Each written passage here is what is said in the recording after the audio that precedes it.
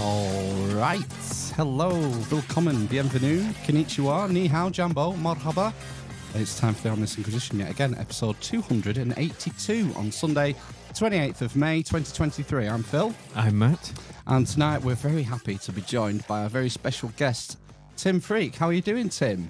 I'm doing really well, Phil. Thanks for finding the time to join us. We really appreciate it. We know you're a busy guy and you've got a million projects, I imagine, on the go at the same time. I have, yeah. Too many, really. You must really like writing books. Yeah, although I haven't put out a book for a long time. I wrote a lot of books during a period of my life, and then they started taking longer and longer. And I haven't, I may have even done with books. It may be that I look to other medium to actually get ideas across more quickly now. I suppose that's a case of sort of harnessing the technology as it's developed. You know, if you go back to the printing press, when the printing press came along and it was such a historical game changer and changed the way we all interact and how information is dispersed. And now we're in the digital age, the internet age, and that's the next game changer, isn't it? Absolutely right. And that's exactly right. And so, hence it's a pleasure to come and speak to you and to anyone who's listening and explore ideas in that way. Yes. A lot of people will be familiar with your work from the Jesus Mysteries. Personally, my introduction to you was this one, the Hermetica, that you did with Peter Gandy, which I know a lot of people who listen to us have read. And I think it was through our chat room that this was recommended to me. Mm-hmm. And it's a really nice sort of overview of the Hermetic texts and nice introduction. So I really enjoyed that one. But going on to sort of what I really wanted to ask you about was sort of the big questions, really, because you are a philosopher, and we don't get to talk to a philosopher every day, do we, Matt? Except you, obviously, Phil. Yeah, well, no comment. There's so many aspects of the human condition that are sort of mysteries, aren't there, Tim? And one of the things that often confuses me, because I'm interested in metaphysics and the nature of us and what makes up a person, and I wanted to get your take on this because I keep reading different terminology for sort of the component parts of a human. There's spirit, there's soul, there's consciousness, there's aura, there's all these different things. I mean, how do you sort of conceive of what makes up a human being? Well, my views have changed considerably over the last 10 years. So in most of my books, I was exploring the traditional idea. And I think the traditional idea is actually essentially quite simple. There's a very basic division of body and soul, or psyche. The Greek word psyche means soul. Soul comes from the Germanic, but it means the same thing. And I think they get theologized. But essentially what they're pointing to is something obvious, which is we're always experiencing two different domains. There's the domain of the physical world and the senses, and then there's the domain of imaginal information, which is the psyche or soul.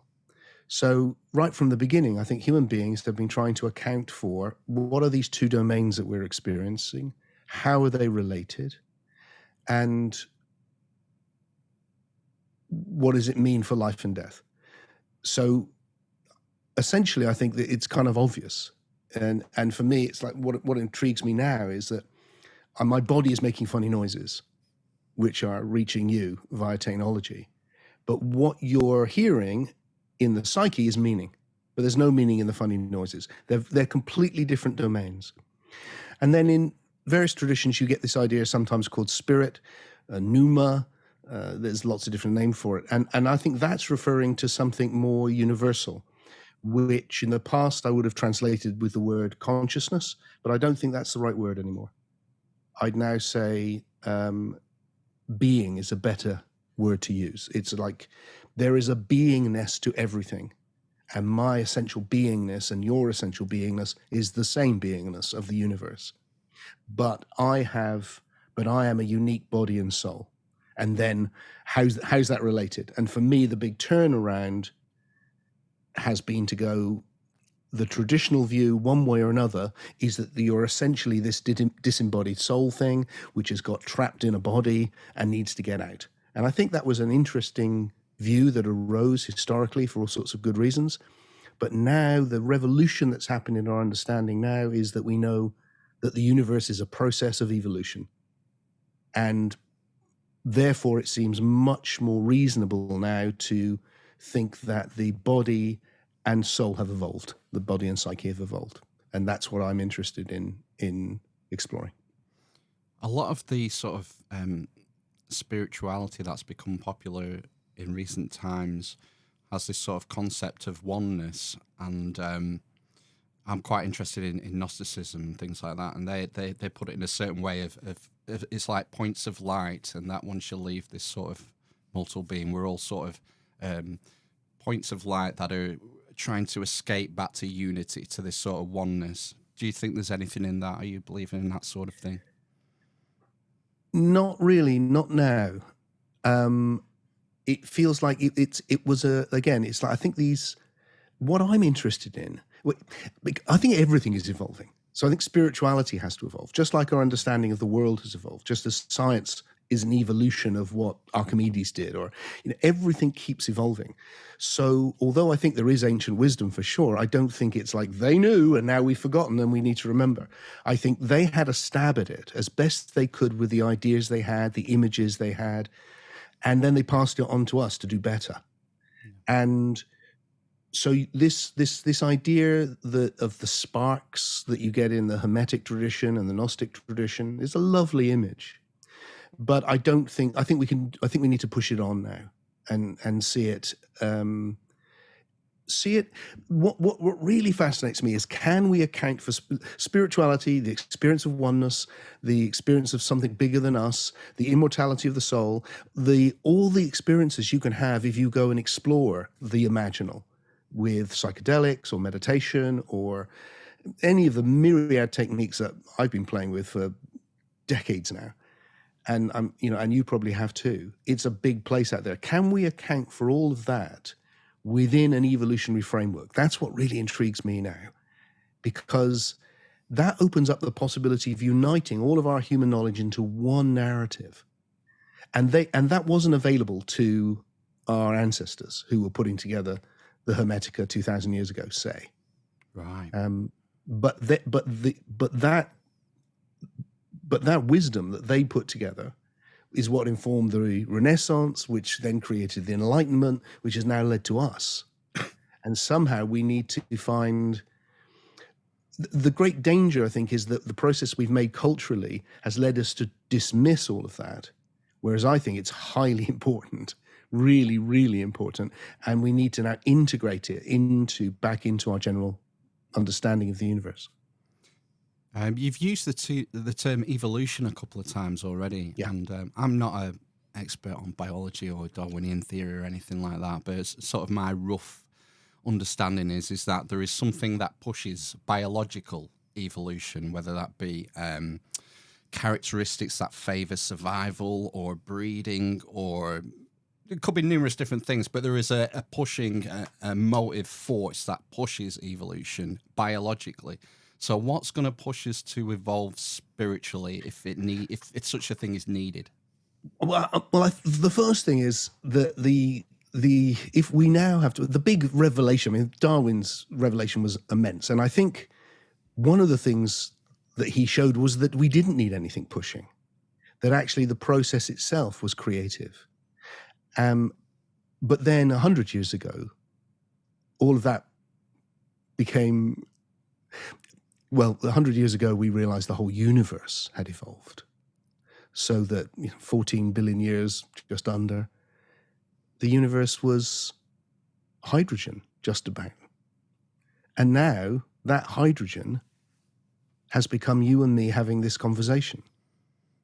That's one hell of an image. It's a very Gnostic myth in many ways, I think. Yeah, it's like the monad, isn't it, in the Doha? Yeah, it's going, look, for the simplest of beginnings has come everything, all of matter and then life and then soul. So that the universe is itself a process of becoming intelligent. The universe is learning how to be all these things. And I think that process is now happening primarily on the level of psyche. And you can see that because we're talking in different parts of the country on computers and Zoom and the internet. And it's like, where did all that suddenly come from? Because our ancestors certainly had no idea about that. Well, it came from the psyche. It came from the imagination. And that's where all the evolution is taking place. We are biologically not evolving much. We are, but not much. All the action is now taking place in the realm of the psyche, in the realm of ideas. So I think that's where we'll move. Now, I think you may have put it on some of the stuff that you sent out about what we were going to discuss. My intuition, is that the right word? I feel like a transformation is happening. I think a lot of people do. I'd be astonished if it wasn't, given that everything's been transforming for 14 billion years. It seems odd to think it won't carry on. And then the question is, well, what is the next thing? And everyone focuses always on the technology, and because that's amazing, and that will carry on, I'm sure, and surprise us, and it's doing it right now, isn't it? With AI and all of that. But I also think we are evolving as psyches, as souls, immensely. I mean, if you study history, and I kind of have a little obsession with studying history, you realize that human beings today are not the same as human beings in the past. We've come from them, so there's huge similarities. But the history, history is not somewhere you want to live. People didn't treat each other very well there. And we have grown, we've become more compassionate. So the thesis I'm exploring is that state of awakening to oneness, which I've been exploring all my life since I was very young and sharing with other people. Is that a process like the ancients tended to believe of escape from this awful shithole that we're stuck in? And so we never have to reincarnate, we never have to come back, and we just get away and get home. Is it that? And I understand why they'd think that. Or is it actually the leading edge of this evolutionary process that we now know is happening?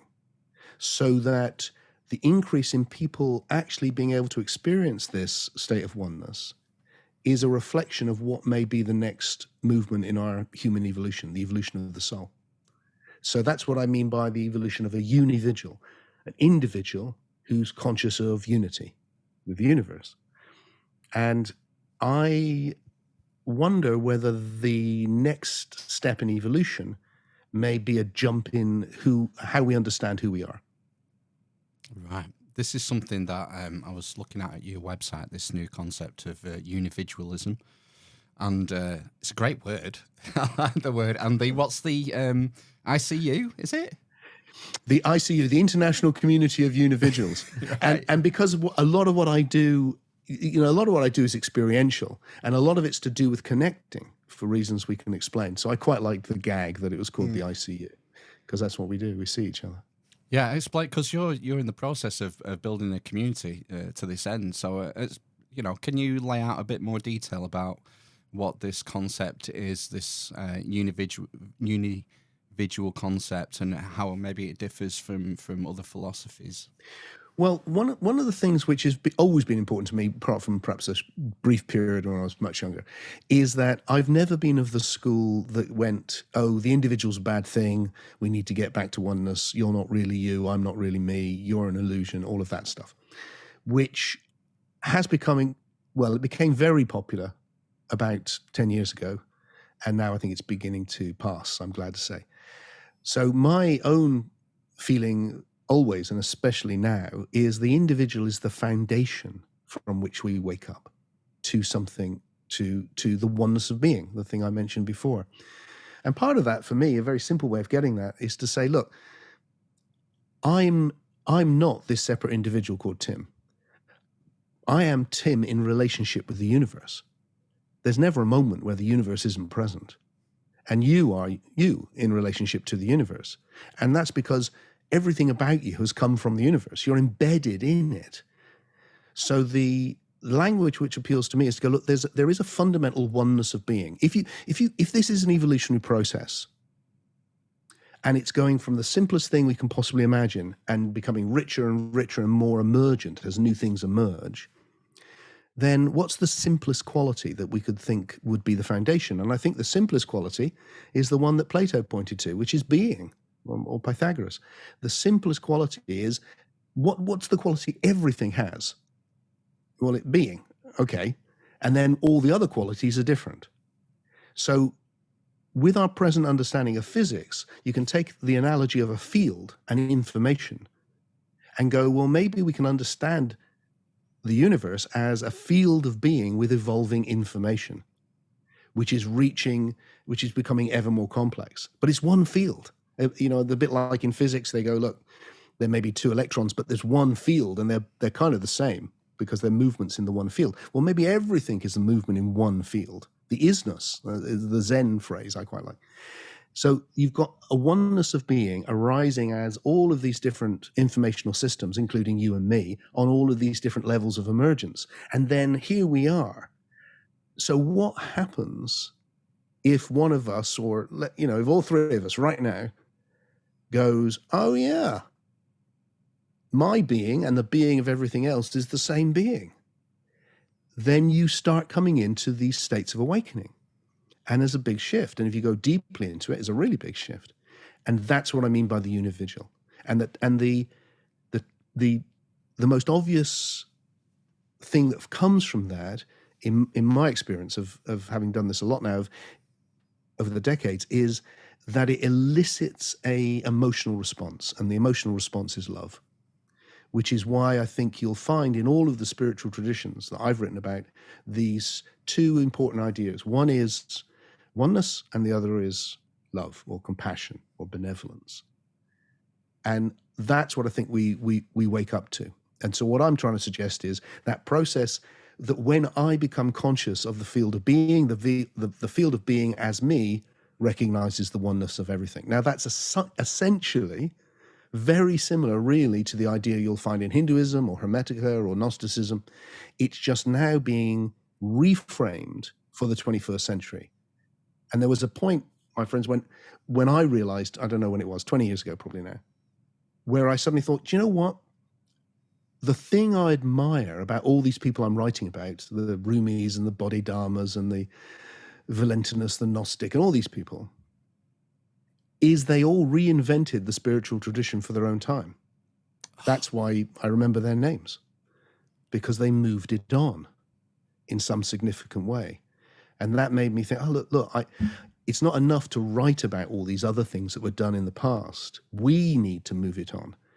And part of that is it needs to be a spirituality which can engage directly with all of the other things we now know, and which you can put into the bracket of science, whatever that means. But, you know, all of that knowledge we have that's enabling us to connect like this on the internet, we need it all to become one thing. Otherwise, spirituality will just disappear off into an irrelevance. That's a really great point you made about when you were talking about Valentinus and the Rumi and whatnot. We often downplay what would you call them? Maybe spiritual masters from the past. We say, oh, it's derivative. They're borrowing ideas from something earlier. That sort of attitude. When no, they're taking what they already had and then pushing it on, moving it forward. Yeah, really, they are, and that's why they're in a ways that are interesting enough that we still notice it today. You're still reading about them. Yeah. 2,000 years plus later. It's exactly. Amazing. Yeah. Who's going to be? Will they be reading about you, Tim, in 2,000 years? Do you think? When we're all unividuals. Well, who knows? What I hope is that what I hope is that there are enough people working on this that it will have the effect that I hope. My feeling is that spirituality has a big role to play in the next phase of human evolution. Honestly, I think it's not in any position to do it. It needs to kind of grow up. It needs to apply the same levels of rigor to itself that other forms of inquiry have applied. And it's that level of rigor which has given us such big jumps in our understanding. And if we can do that, then I think we can then spirituality can be seen in a new light, and it can play a role in mainstream society, not as something to do with the past or something which is a leftover, but it's something which is alive and vibrant and showing us new things about ourselves. That's interesting. When you mention a level of rigor, are you thinking there of like using scientific method or a philosophical testing of different modes of being? I mean, I think really I just mean, being willing to question things deeply and to doubt and to not take things on the surface and not to go along with things just because they're traditional or because they fit in with previous ideas. But, all the great advances we've seen in science is because somebody thought outside the box. I mean, when you think about, think of Newton. I mean, he was a deep man in many respects, but I mean, to actually be able to get to the place where you could go, oh, I can show that the thing which is making this thing drop, an apple drop from a tree, as they say, is the same force that's actually moving the stars and planets. I mean, that is such a jump from anything that human beings had ever conceived of before. I mean, it's immense. And then for Einstein to come along not that long afterwards and go, oh, yeah, okay, that was great, but hey, all of those concepts don't really work. Hold my beer. Try these. And then we're into a completely different understanding. Well, that's what I think. That's what I would like to see for spirituality. And that's why, I disappoint people because people read one of my books and they go, oh, I really like it. And that's such a lovely thing when someone reads the way I've expressed ideas and it's helped them and they get it. And I mean, I'm touched. And then here I'm coming along going, oh yeah, but I don't think I was right anymore. And it's like, what? No. But I think that's part of what we owe each other, is to keep moving and to be able to go, actually, and it's not it's a bit like the Newton and Einstein thing. I didn't mean to bring them up for this reason, but I can make this point with them perhaps, which is, for practical purposes, Newton's pretty useful. But actually, we've moved on to a different form of physics. And in spirituality, it's not like the past is redundant. It's that we need to move on to a deeper understanding in a new context now and honor that by keeping improving it. And that means admitting we're wrong. And I'm up for that, which is why I've come out, for instance, recently about some of the ideas we were sharing here about consciousness and gone, oh, I think I was completely wrong about that. Oh, while you mention consciousness, where do you think it's derived from? Consciousness? Are you it's a sort of accident of brain chemistry, or it's telegraphed in from the fifth dimension, or have you? where do you sort of stand? Or do you even have a firm view on the generation of consciousness? Yeah, I do. I think. So my previous position would have been what is called the idealist position. It's all in consciousness. There's one big mind, all of that stuff. I don't think that's right now, for a whole load of reasons. So the way that I would approach this is to go back to what I said earlier, which is, look, I am Tim in relationship to the universe. And I look around me and I go, well, everything is the one in relationship with itself. Everything is the oneness of being in the process of becoming in relationship to everything else. So we live in a relational universe, it seems to me. So that the way I would see the universe is that it's a uniduality. It's one thing in relationship to itself through everything. So everything's relational. And in physics now, that's a major movement that physics is relational. And that's in quantum physics particularly. And that's really interesting to me.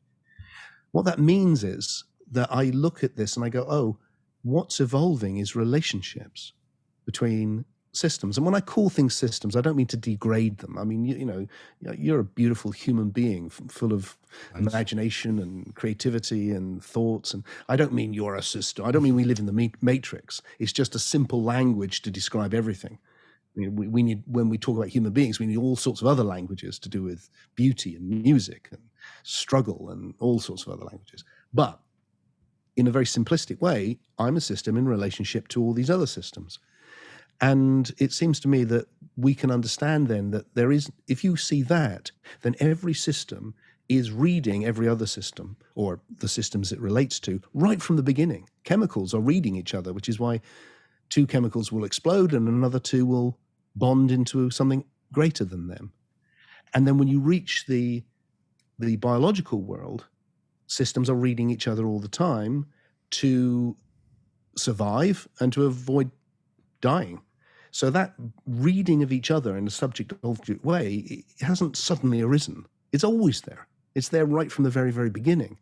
What happens is it keeps emerging.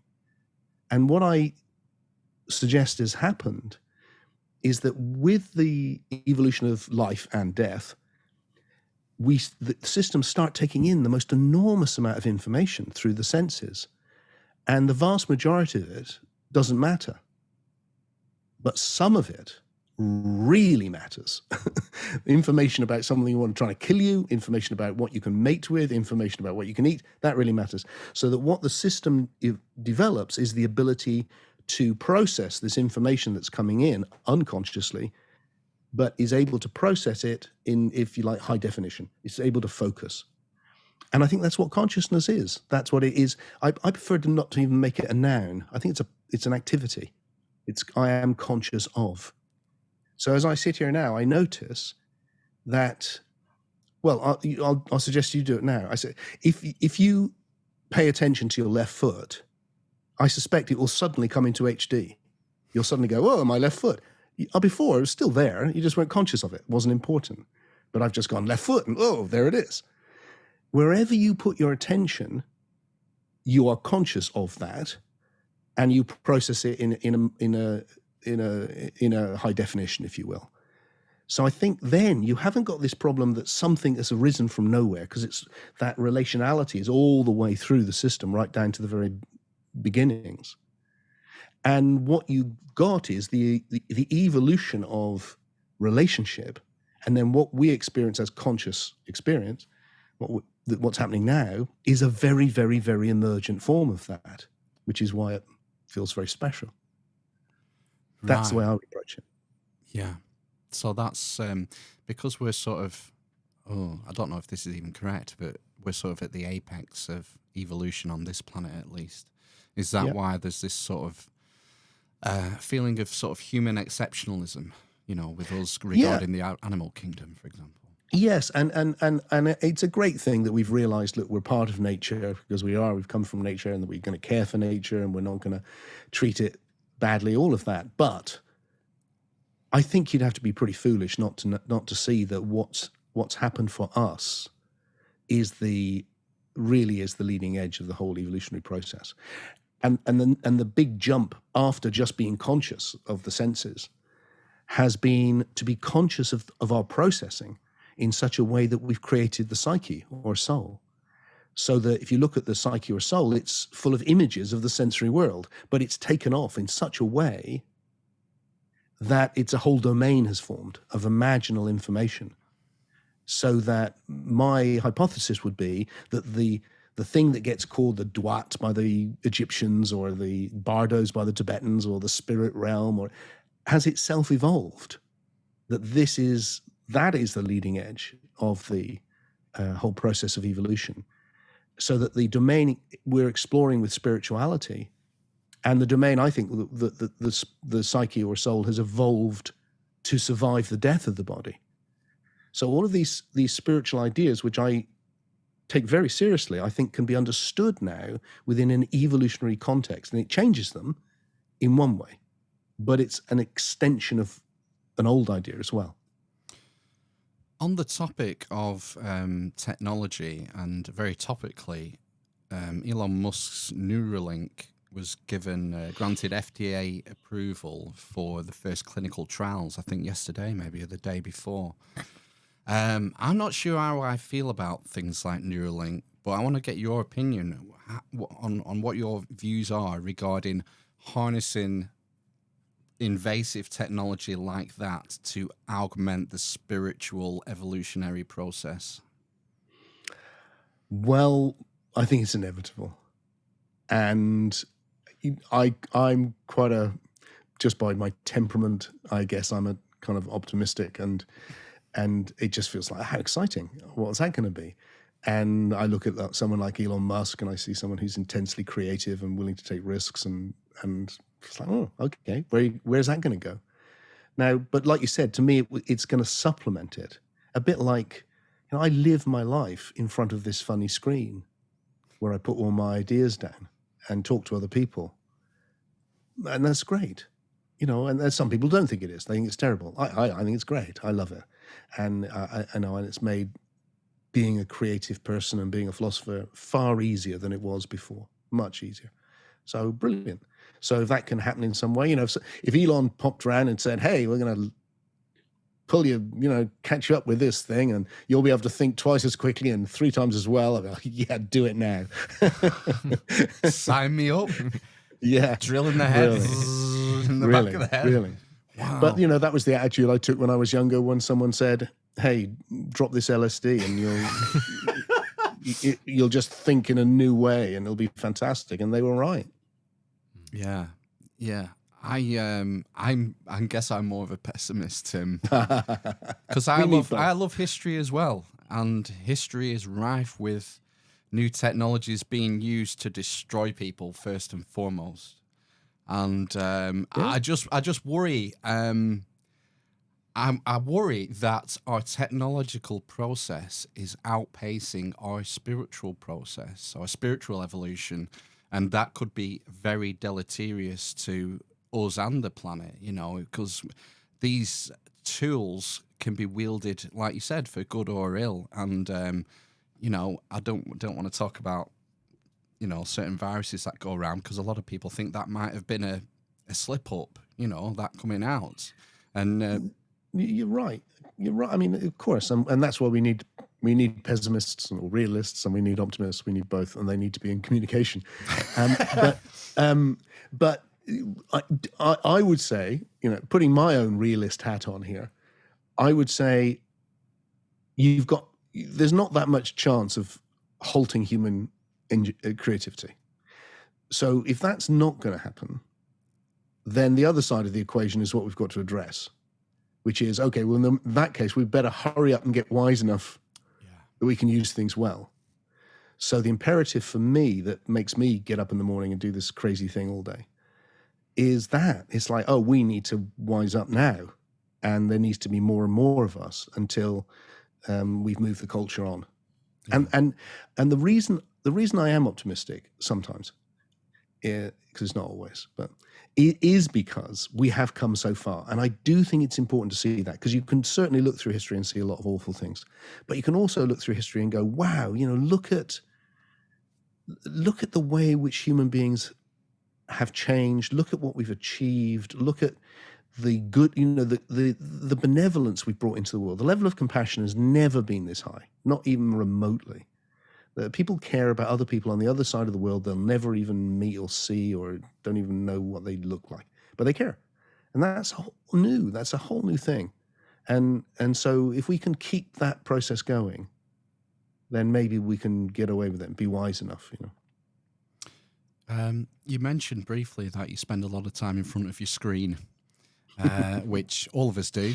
All of us probably spend too much. How do you balance that off? Do you have certain spiritual practices you do, or going outside in the great outdoors? How do you sort of recalibrate yourself to sort of get away from the technological age? Well, I do walk. I live in the countryside, so that's been one of my favorite things is to do philosophy while walking. I love that. And most of the work that I end up sharing arises first in those situations. So there's walking. I love that. Well, I used to call it meditating. I think it's now just sitting still with my eyes closed, or sometimes without my eyes closed.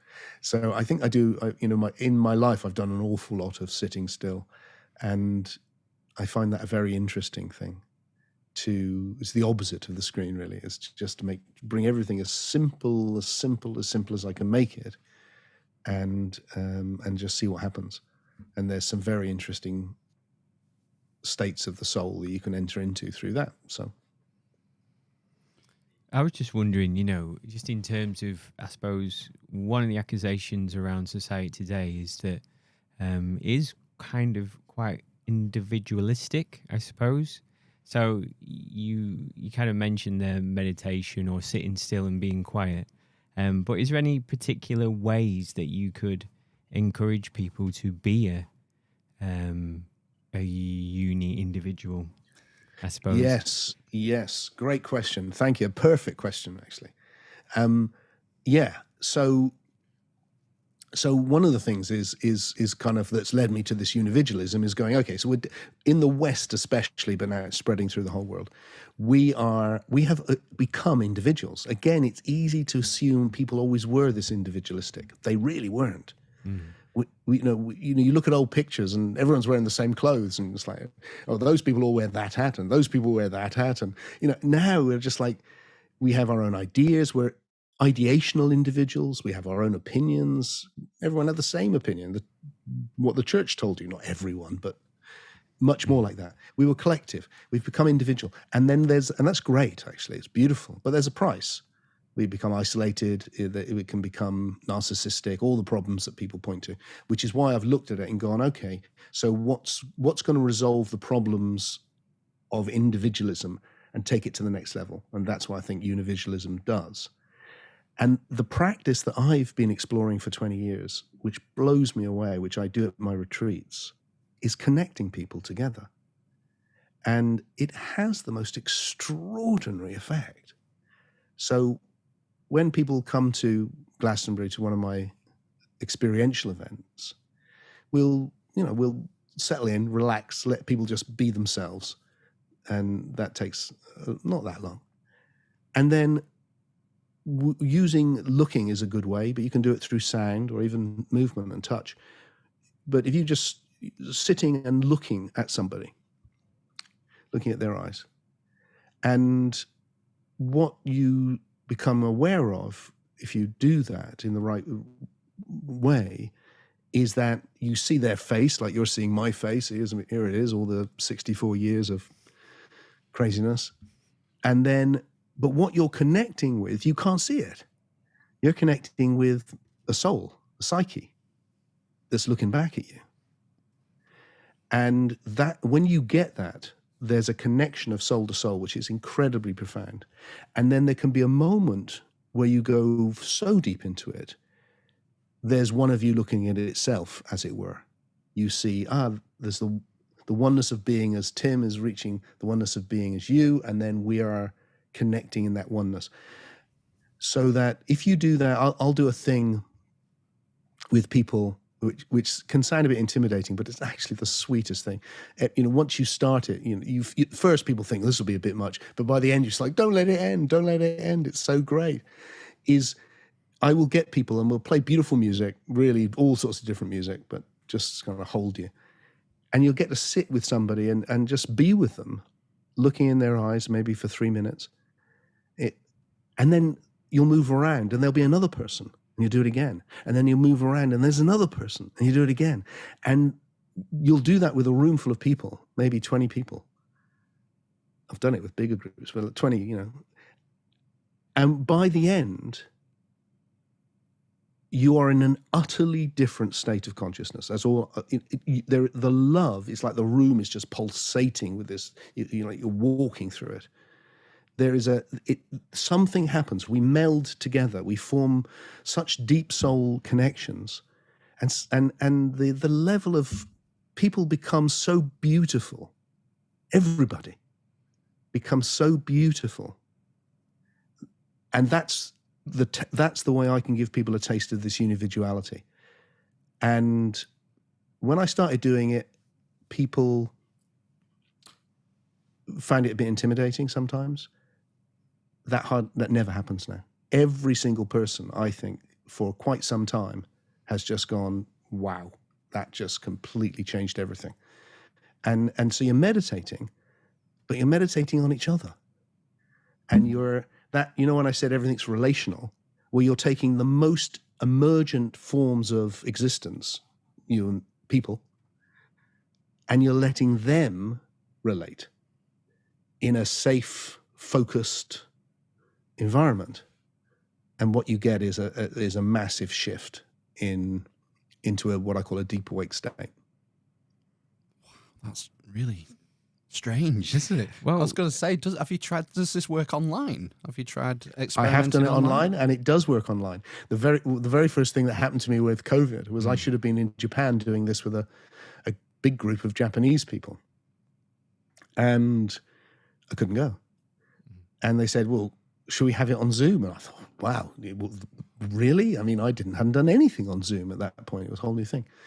And we did it with Japanese people and translation. And I've been doing it ever since. So one of the things that my community, the International Community of Unividuals, the ICU, we get together to gaze. And there's somebody in Australia, and there's somebody in America, and there's somebody in Sweden, and me in Glastonbury. And we're gazing with each other. And you think, oh, this is interesting, because we're connecting. Because my body's here, but where's the soul? Where is it? I mean, just have a look for yourself. It's not in space, is it? It's non-spatial. It's in its own space. It's not like the body.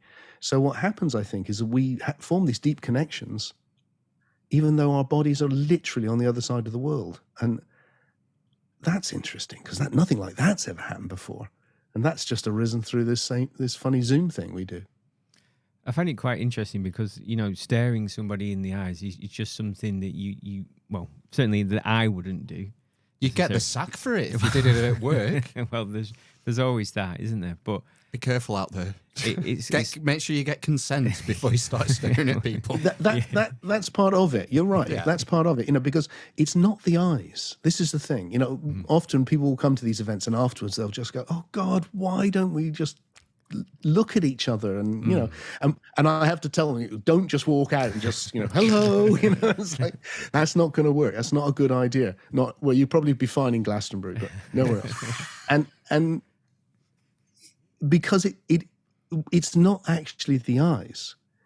Like all meditation, it's the attention. Why?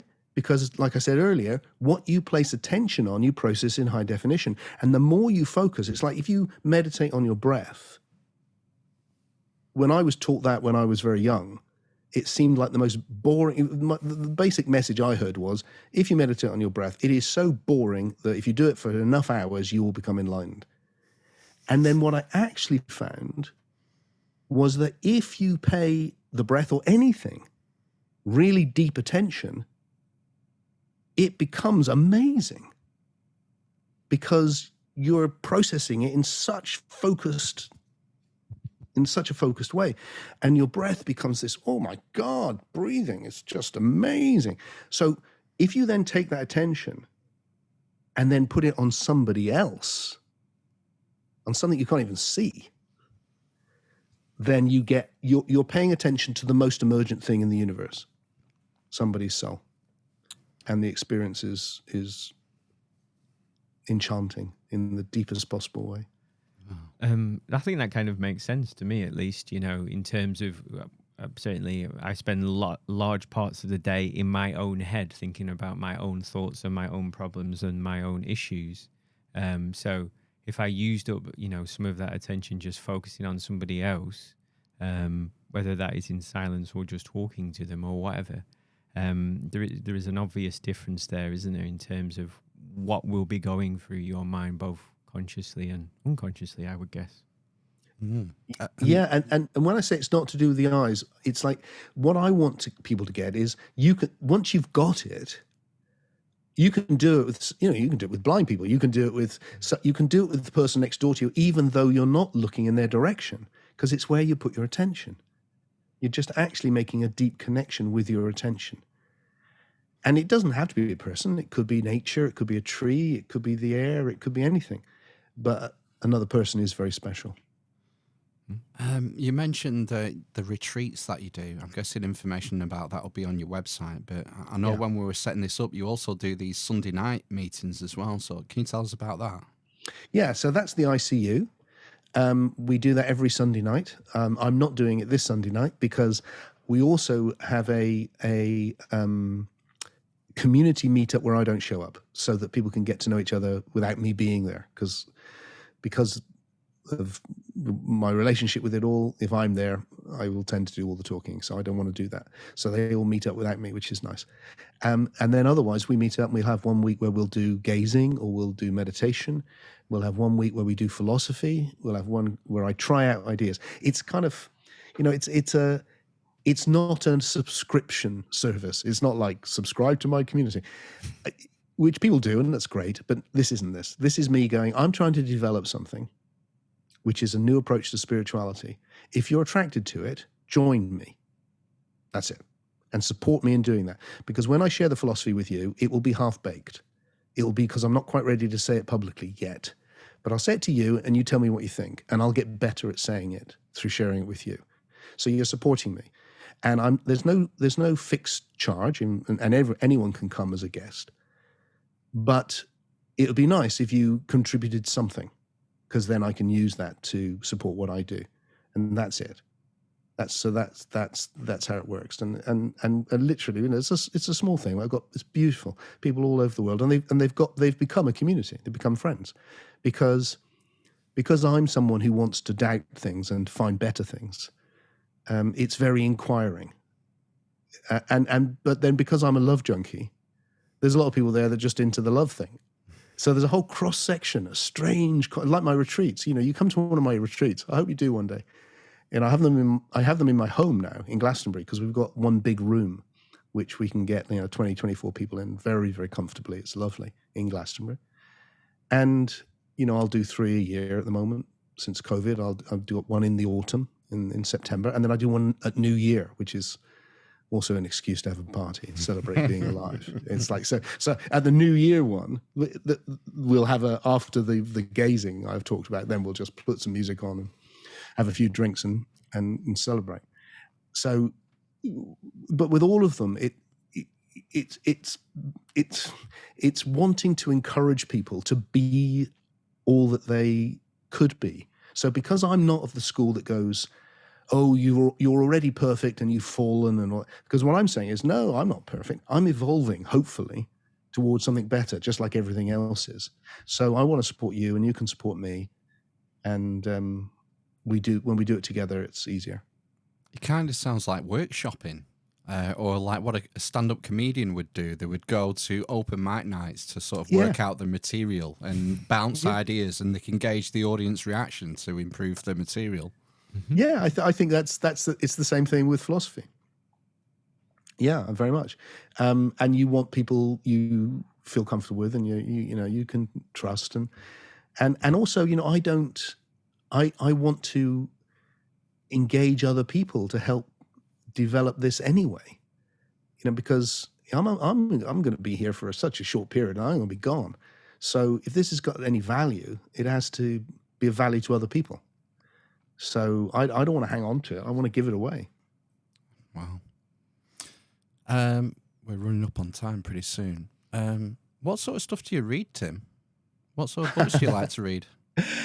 I like to read books about things that I don't know much about. So that's a long list for me. Well, it's a long list for me as well. But it's things where, so I don't read spiritual books much. Right. Because I don't. No, most of them. I don't read spiritual books. Let's leave it at that. But I will read. I've read the latest one of the recently. Just finished a book by Jonathan Haidt, the American psychologist. That was very interesting, about ethics. I read an old book by Thomas Sowell, the American commentator, who was just a great writer, really, really interesting. I like thoughts which confront me and force me to look at my own ideas and maybe change them. So Thomas Sowell is very good at that for me. He makes me think. So I like that. So things that make me think. And I go in phases. There's phases when I'll read a lot, and then there's phases where I don't. And part of what I do with the philosophy, I think, is deliberately avoid things which are too close to it, because I'm somebody. I really admire Peter Gandy, who you mentioned. He's a dear friend of mine.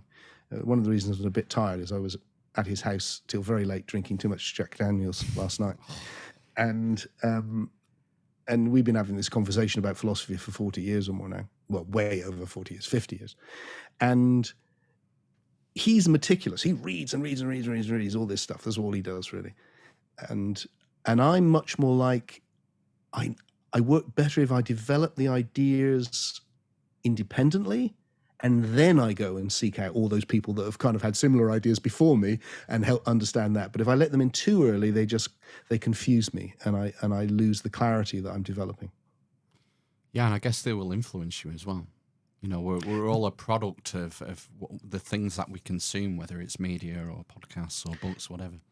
We are, but I think because of the nature of the psyche, and because it really is a domain in which we're connected, I think my own thoughts are often influenced by people that I haven't read. It's only later that I go, okay. So those thoughts which I was coming across had been developed. So my last book, The Soul Story, was where I started laying out this evolutionary philosophy. And immediately afterwards, people would say, so it's kind of like A.N. Whitehead, philosopher for earlier in the 20th century. And I hadn't read Whitehead at all, but when I did, it was like, yeah, it is. There's a precursor here, and I find that a lot. That it's like, okay, these people. And I do think, well, that's part of the thing when you said, do you think people will be talking about what I did in the future? And of course, the likelihood is no. But what I do think is that everything each one of us does, whether remembered or not remembered, does affect how things happen and what comes next. Because I think we do exist in a collective psychic relationship as well. So it's not wasted. I think they move it on, and then I can stumble across it easier because they already made that particular pathway in the psyche available. If everyone adopted that philosophy, God, the world would be a much better place, wouldn't it? If we realize that our actions have, every action, every decision we take has repercussions, negative or positive. Yep. And this is what hopefully the spiritual awakening will lead to, a sort of an accountability of ourselves and how we behave. That's what I think that's really important. I was working. Part of what, the thing I'm working on with Unividualism, it's, I thought I was going to finish this project years ago, but it's been 10 years since my last book, just flat out, most days working on this. And it's partly because what I want to, for my own sake, I guess, as much as anything, is I want there to be a coherence between ideas about the fundamental nature of the universe, the ontology or metaphysics of the universe, right the way through to how you approach spirituality, but also how does that affect how we live together? How does that affect our politics? How does that affect, because it's all one thing. It's not separate things, it's all one thing. And the ethical idea that I've been developing while I've been trying to work this out is a twofold ethic of universal benevolence and individual responsibility. And it was that second one that made me pick up on what you just said. So the universal benevolence comes from, my experience of coming into the awakened state is this enormous love. But love's an emotion, and it comes and goes. And I couldn't function. If I was just in that big loved up state all day, I wouldn't be able to do half the things I need to do, and couldn't talk to my accountant or anything sensible. Be impossible. So that comes and goes. But there is something that clearly builds because I can see that in my own life. And the word I give for that is this universal benevolence. What builds up the more you experience the oneness is this wishing well to everyone and everything. And that becomes established. So I find that, even when someone pisses me off, I really wish them well, actually. It's just there with everyone and everything, even people when I'm shouting at someone on the TV because they're annoying me. I wish them well, actually. And so that's the universal benevolence. And then because that's the recognition that everything is one. But also I'm an individual. I'm just Tim. I'm the universe as this particular person. And therefore this is where I can respond to what life sends my way. So this is where I can express that universal benevolence.